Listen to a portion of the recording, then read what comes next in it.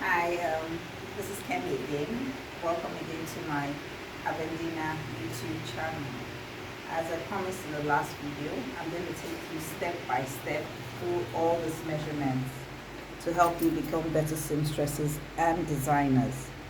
So the very first measurement here is the center front.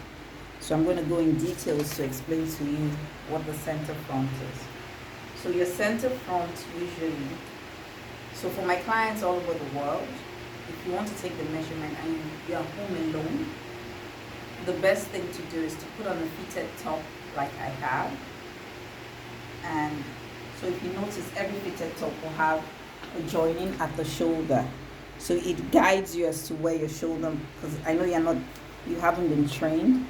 So it guides you as to where your shoulder line is. Your shoulder line is your shoulder bone here. So if you notice, the t-shirt is aligned to my shoulder bone. So I take the tape.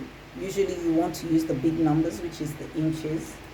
You put the gold tape. Make sure you start from the gold tape. You put the gold tape where the line is. And then you make sure you go across your nipple.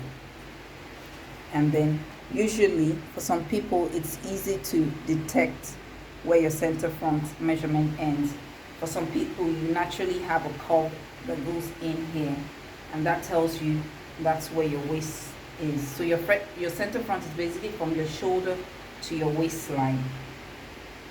So if you can see the definition of the curve, you just need to put your hand and try to align it to what number it is. So mine, you can see, and then never look down when you're doing this. You need to look straight up.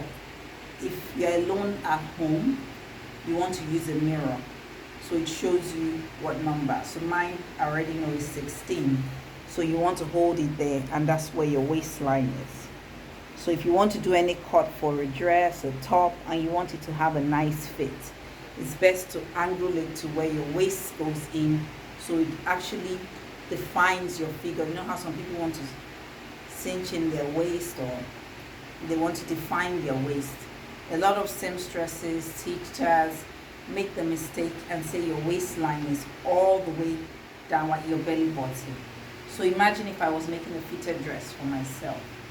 If I had my waistline this way, my figure would definitely come out if I get it right. But imagine I use my belly button like most people say.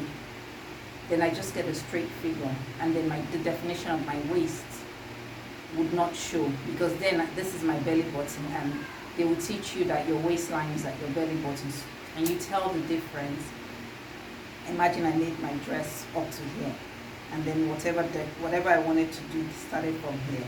Automatically I'm defining my waist, as opposed to if I made my waistline down all the way down here at my belly button, then I just look straight. And trust me, you don't want your customers to look straight. You want to define their waist. And then you have some customers that maybe due to childbirth, the body structure, you have excesses here, and usually it's around your belly button. So you want to go above their belly button. So even if they think they are big, or you can give them some kind of definition.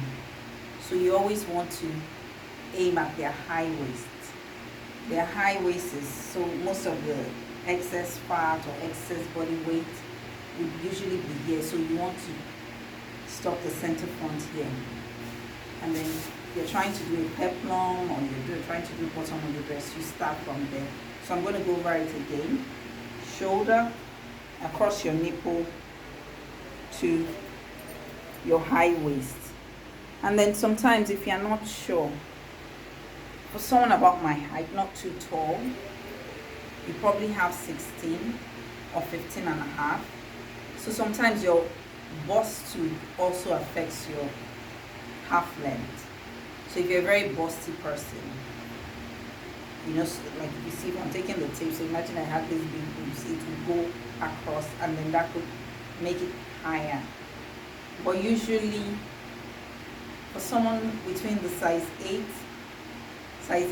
and size 14 should be, their half length usually is between 16 and 17.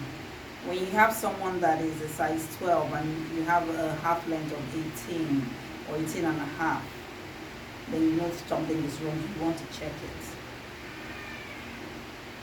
So once you get this right, it's the beginning of making a beautiful, fantastic dress. In my other videos, in our next video, we're going to talk about your waist to floor measurement. That too is a very important dress, because when the dress is too short, it can change the whole look of the dress. Or if your dress is too long, you want to estimate, so you have a nice flow from your waist down to the floor.